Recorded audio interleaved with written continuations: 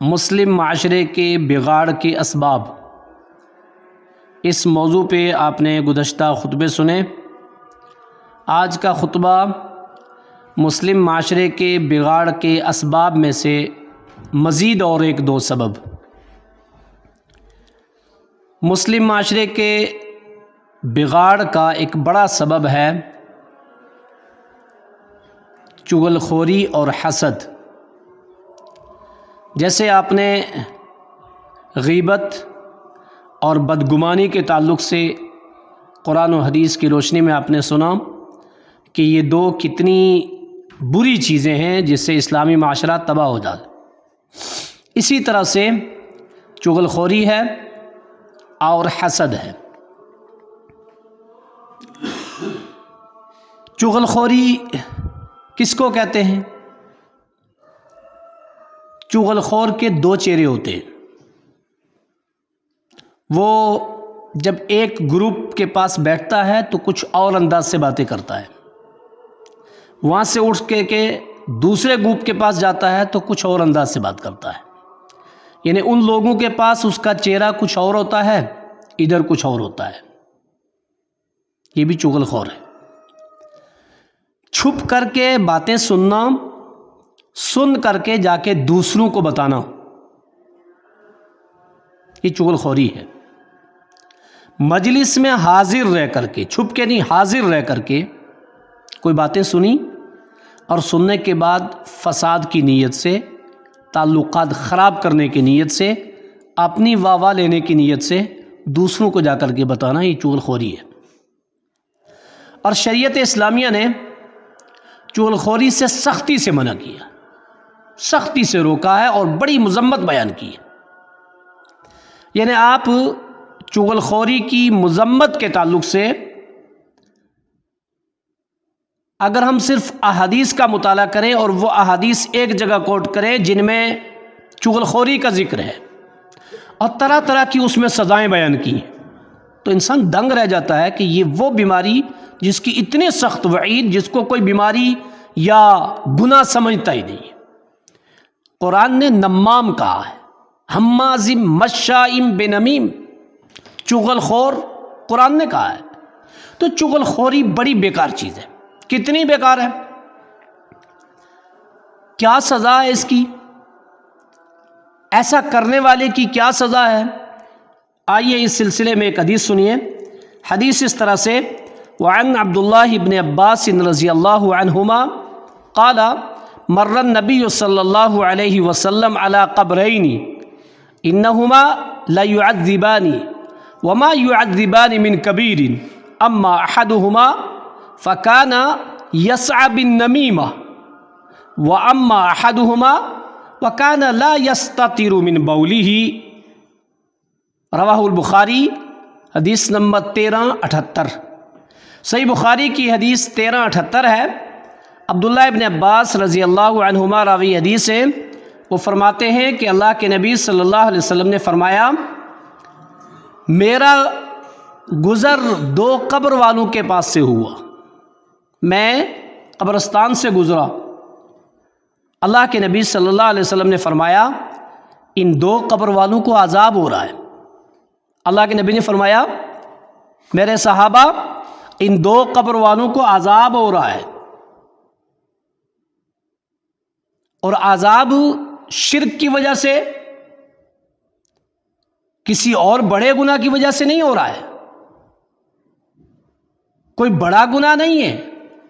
اما احدہما فکان یسعى بالنمیمہ، ان میں سے ایک قبر والا دنیا میں چغل خوری کیا کرتا تھا، اس چغل خوری کی وجہ سے اس کو قبر میں عذاب ہو رہا ہے۔ واما احدہما فکان لا یستتر من بولہ، اور دوسرا جس کو عذاب ہو رہا ہے وہ پیشاب کی چھینٹوں سے نہیں بچا کرتا تھا۔ پیشاب کی چھینٹیں اس کے بدن پہ پڑا کرتی تھی، اس کے کپڑوں میں لگا کرتی تھی، ناپاکی رہا کرتی تھی، پاکی کا خیال نہیں رکھتا تھا، اس وجہ سے عذاب ہو رہا ہے۔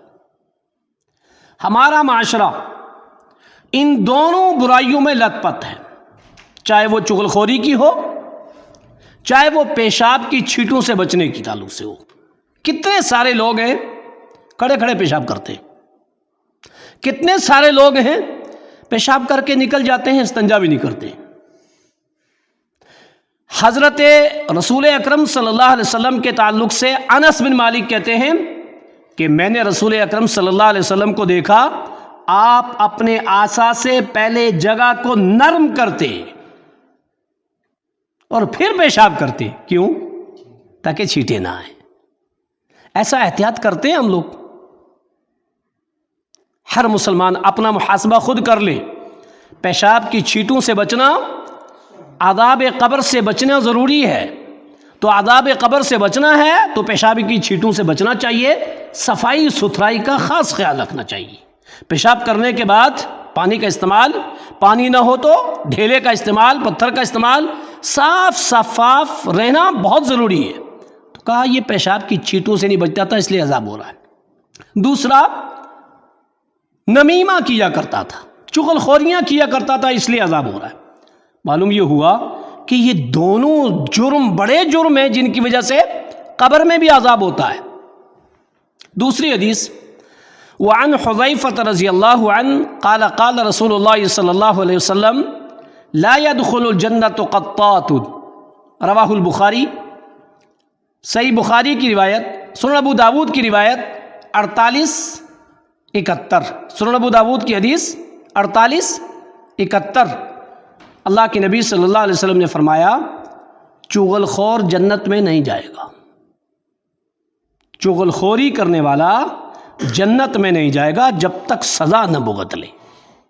تو پتہ یہ چلا کہ جنت سے محرومی کا سبب چغل خوری ہے. جنت میں نہ جانے، جنت میں جانے سے روکنے والی چیز چغل خوری ہے. اور اس سے معاشرہ تباہ ہوتا ہے، فساد ہوتے ہیں، لڑائی ہوتی، جھگڑے ہوتے ہیں، قطع تعلقیاں ہوتی ہیں، دل خراب ہوتے ہیں. دنیا میں بھی پریشان، آخرت میں بھی پریشان. کس وجہ سے؟ چغل خوری کی وجہ سے. ایک دوسری روایت میں ہے لا يدخل الجنۃ نمام، چغل خور جنت میں نہیں جائے گا. تو ایک حدیث میں نمام اور ایک میں قطات، دونوں کا ذکر ہے. قطات اور نمام دونوں میں فرق ہے. قطات کسے کہتے ہیں؟ قطات کہتے ہیں چوری چھپے، باتیں سنی، کان لگائے، راستے میں چلتے ہوئے اندر باتیں ہو رہی، کان لگا کے سن لی. کہیں کوئی میٹنگ ہے تو کان لگا کے سن لی، کہیں کوئی باتیں ہیں تو کان لگا کے سن لی. ابھی دور زیادہ ایسا چل رہا ہے، ایسا لوگ زیادہ کر رہے ہیں. ایک دوسرے کو توڑنے کے لیے، ایک دوسرے کے خلاف سازشیں کرنے کے لیے کیا کرتے ہیں؟ کان لگایا، کیا کہہ رہا ہے؟ اچھا یہ کہہ رہا تھا، ادھر جا کے بتا دیا. تو قطات چھپ کر کے کوئی بات سننا، سن کر کے دوسرے کو جا کے بتانا، اس کو کیا کہتے ہیں؟ قطات. اور نمام مجلس میں حاضر رہ کر کے، چھپ کر کے نہیں، مجلس میں حاضر رہ کے باتیں سنی اور سننے کے بعد جا کر کے دوسروں کو بتا دی. یہ قطات اور نمام میں فرق ہے. دونوں کیا ہیں؟ چغل خوریاں ہیں، لیکن ایک چھپ کر کے سننا ہے اور ایک حاضر رہ کر کے سننا اور جا کر کے دوسرے کو بتانا. کتنا بڑا فساد ہوتا ہے اس سے، کتنے لوگوں کے دل خراب ہوتے ہیں، کتنے لوگ آپس میں ناراض ہوتے ہیں، کتنے لوگوں کے درمیان قطع تعلقیاں ہو جاتی ہیں. شروعات کہاں سے ہوئی؟ اسی چغل خوری سے، جس کو اسلام نے سختی سے روکا ہے.